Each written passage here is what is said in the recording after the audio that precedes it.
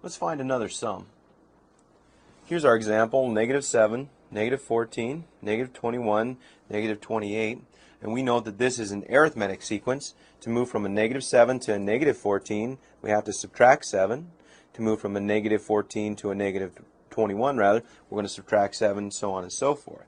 So what we first need to do is to look at our formulas. We have the general term formula on the right, as well as the sum formula. And our goal here is to find S of 10, the sum of the first 10 terms of this arithmetic sequence. So we know that n is 10 here and here. We have our first term, a sub 1, but we now need a sub n. For our problem, we need a sub 10. So let's start up here. Let's find out how we're going to determine that by using our general term.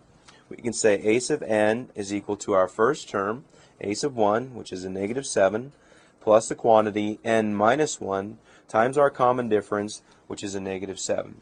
So we're just looking for the general term first, and from that we can find our 10th term and use that in the sum. So we'll get plus a -7n plus 7.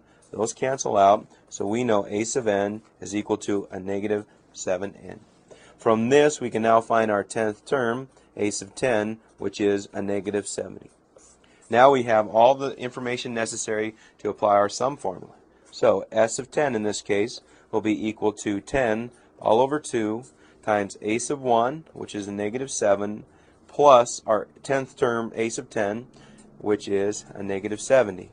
So if we multiply here, we have 5 times a -77, and from this we come up with a value of -385. So if you were to take this sequence, add the 10 terms up, that's the value you would achieve.